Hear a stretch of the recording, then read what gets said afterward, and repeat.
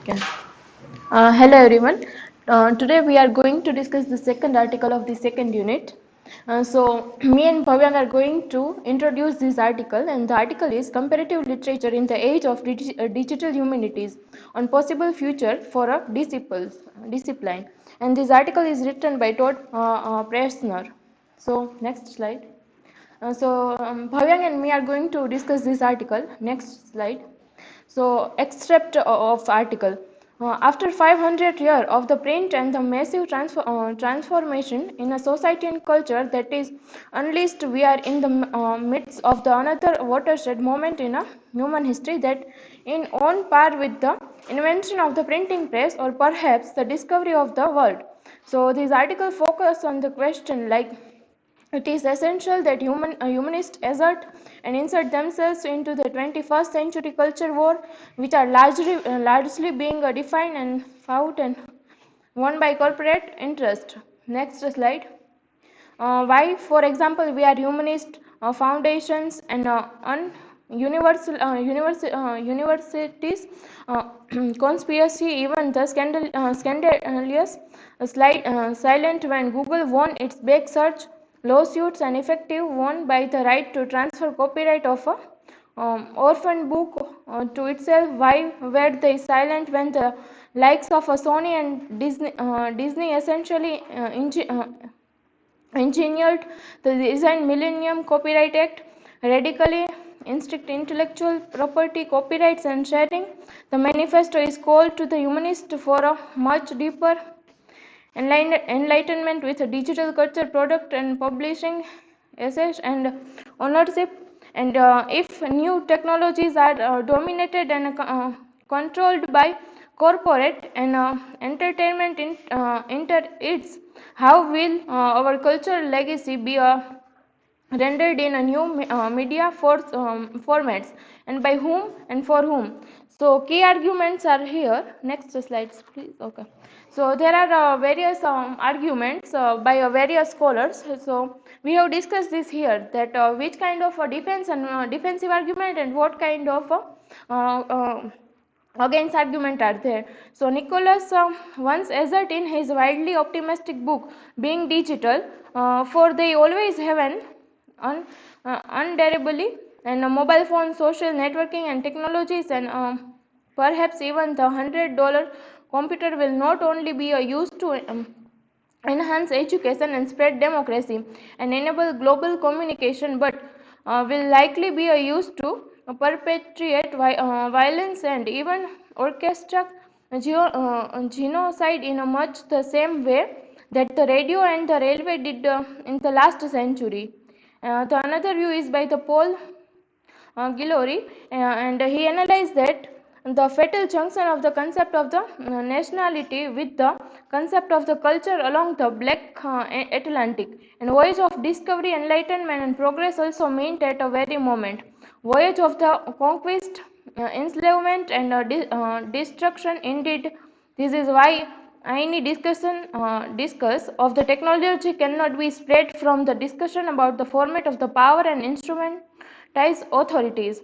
Then another view is by the Catherine, and he says that we ponder various possible future for the comparative literature in the second decade of the 21st century, and how to rouse ourselves from the somnolence of 500 years of the print.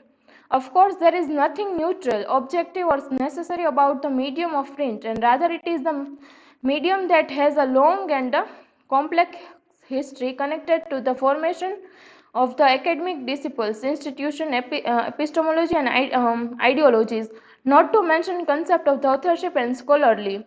Then there is another view by the Darton, and he asserted that seriously that we are now in the fifth decade of the fourth information age in the history of the humankind. It seems to me that we ought to try to understand not only the contours of the disciple of the comparative literature, and for that matter the humanities as the whole, from the perspective of an information and media specifically analyzed, but that we also ought to come to terms with the epistemic disjunction between our digital age and everything that come before it. Then another view by the Walter Benjamin, in his the architects project, it is necessary, I believe, to integrate both the media and methodologies for the study of the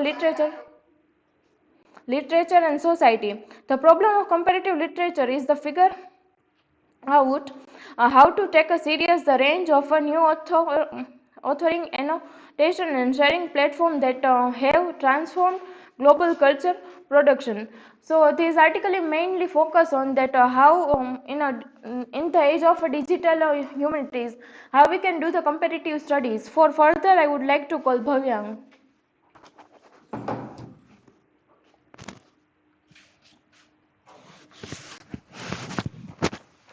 Okay, so there are three key points. First is comparative media studies, then second is comparative data study, and then comparative authorship and platform studies. So first we will see comparative media study.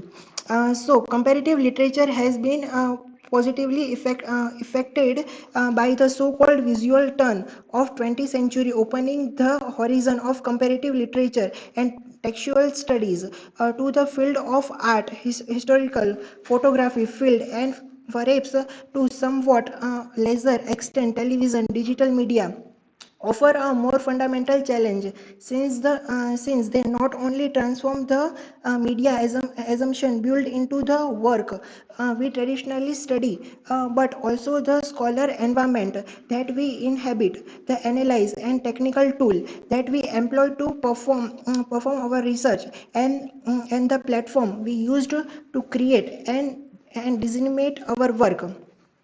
The foregoing term was originally coined in 1965 by the visionary media theories Theo Nelson in his early articulation of the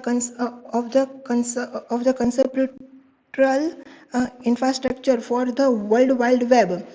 So Nelson hypertext is a body of written or, or pictorial material interconnected in such a complex way that it would not conventionally be present or represent on a paper. Such a system could grow identifiably gradually, including more and more of the world written knowledge. And then Nelson called his invention the evolution list file. And then comparative literature be practiced when literature and scholarly work are created, exchanged, and critique in multimodal environment such as the web. Then we can see that comparative media study thus enable us to return to some of the most fundamental question of our field with a new agency. Who is the author? What is the work? What constitutes text, particularly in environment in which any text is readily and writtenly by potential anyone. Then our second key point is comparative data studies.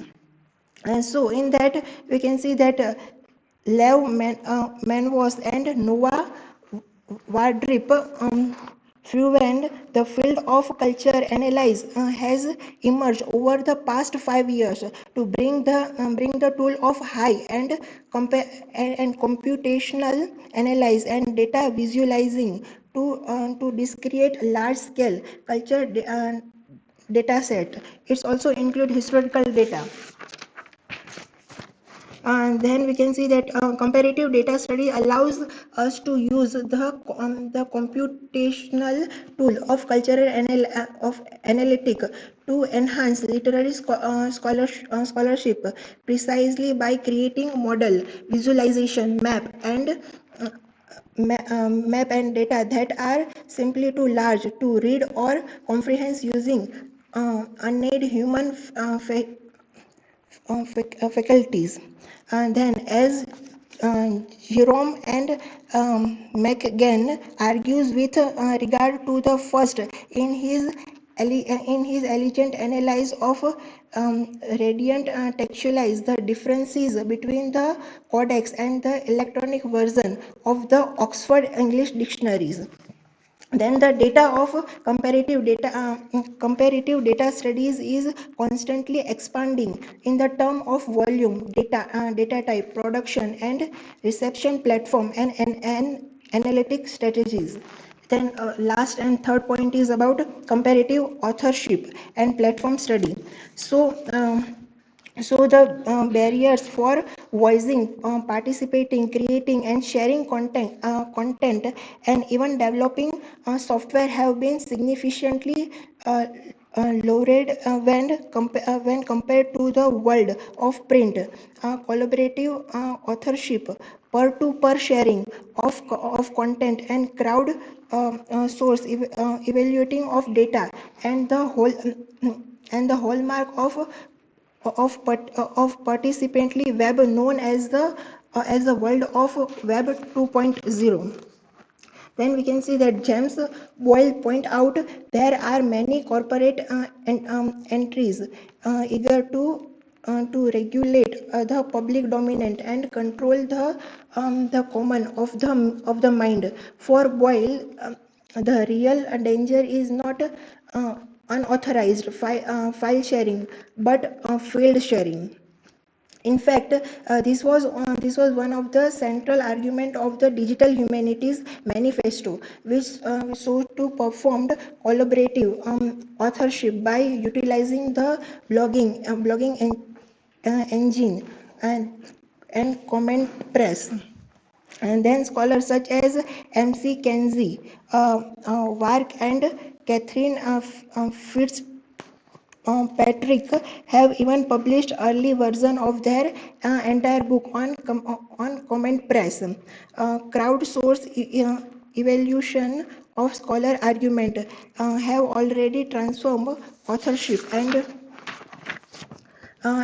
conventionally knowledge platform. Now we will see the conclusion. So in conclusion, we can see that to data, it has more than 3 million content pages, more than 300 million edits, over 10 million registered user, and article in 47 languages.